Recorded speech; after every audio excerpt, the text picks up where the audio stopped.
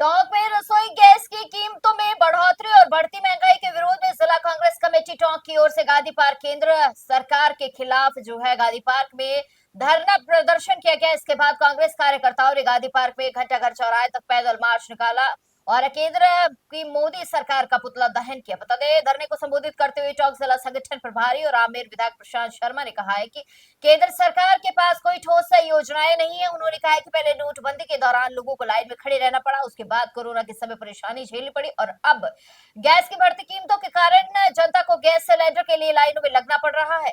उन्होंने कहा कि भाजपा का चाल, चरित्र और चेहरा अब आम जनता के सामने आ चुका है। शर्मा ने केंद्र सरकार की नीतियों को आड़े हाथों लेते हुए कहा है कि कूटनीति की विफलता और ऊर्जा प्रबंधन की कमी का खामियाजा आज देश के 140 करोड़ जनता को भुगतना पड़ रहा है। धरना प्रदर्शन के दौरान निवर्तमान अध्यक्ष हरिप्रसाद बैरवा, पूर्व विधायक कमल बैरवा, पीसीसी सदस्य कुलदीप सिंह राजावत, दिनेश चौरसिया, श्रीराम चौधरी, सलीमुद्दीन खान, देवली ब्लॉक अध्यक्ष महादेव मीणा, पीपलू ब्लॉक अध्यक्ष जयनारायण मीणा, उनियारा ब्लॉक अध्यक्ष प्रकाश धाकड़, डिवाई अध्यक्ष सतीश शर्मा, युवा कांग्रेस अध्यक्ष हंसराज, गुंजल सेवा दल अध्यक्ष अब्दुल खालिक सहित जो कांग्रेस के नेताओं ने जो है इसमें अपनी भागीदारी दिखाई। कमर्शियल सिलेंडर गया निश्चित रूप से हर तरीके का इस मामले में स्केर्सिटी का जो हमें जो कमी है उसकी भी विरोध कर रहे हैं। और आप लोग सब जानते थे कि कथनी और करनी एक होनी चाहिए। जब कांग्रेस की मनमोहन सिंह जी की सरकार थी तो भारतीय जनता पार्टी के यही नेता थे, यही सारे लोग थे कि जो जरा से भाव बढ़ने पे अगर जबकि तो बहुत बड़ा एक आंदोलन उसका स्वरूप दे दिया करते थे। हम तो फिर भी बहुत सकारात्मक तरीके से केवल अपनी बात उन तक पहुंचाने का प्रयास कर रहे हैं। हम इस प्रकार का नहीं करना चाहते कि भारत कहीं बदनाम, लेकिन हम लोग ये प्रयास कर रहे हैं लगातार कि भाई बात ऊपर तक पहुंचे। और जब एक समय आपको याद होगा आप सब लोगों को कि जब अंतर्राष्ट्रीय स्तर पर तेल के दाम, क्रूड ऑयल के दाम बहुत अधिक थे, तब भी हम सब्सिडाइज करके तेल को 55-56 रुपए में पेट्रोल दिया करते थे। गैस के सिलेंडर्स भी बहुत सस्ते 400 साढ़े 400 रुपए पे होते थे, तब भी ये लोग ऐसा कहते थे। आज जब दाम इस प्रकार से नहीं है और जरा सा एक क्राइसिस आते ही इन्होंने 60 रुपए उसके बढ़ा दिए और 115 रुपए करीब कमर्शियल गैस में बढ़ा दिए। आप बताइए, कल हमारे आपके घर में कोई विवाह समारोह है, हम लोग कहीं बाहर से खाना मंगाते हैं, हर जगह महंगा होना शुरू हो गया। तो कहीं ना कहीं आम जन के ऊपर ये प्रभाव डालता ही डालता है कि आम जन की जेब पर इसका असर हो रहा है। हम लोग ये चाहते हैं कि आप लोग हमारी बात को पुरजोर तरीके से उठाएं, इस बात को आगे बढ़ाएं और आप इन लोगों की आंख खोलने का प्रयास करें।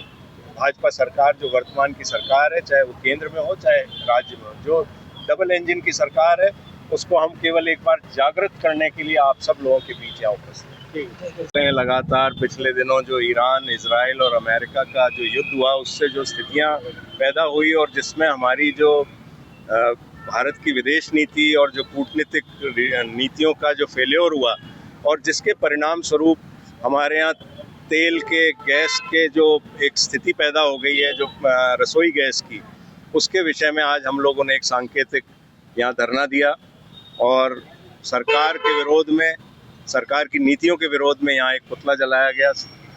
हम लोग ये आज यहाँ ये बात स्पष्ट करने आए हैं आप लोगों के माध्यम से कि पिछले दिनों जैसा आपने देखा कि 60 रुपये रसोई गैस के सिलेंडर के ऊपर बढ़ गए, कमर्शियल गैस के सिलेंडर पे भी दाम बढ़े हैं और लगातार उसकी किल्लत भी हो रही है।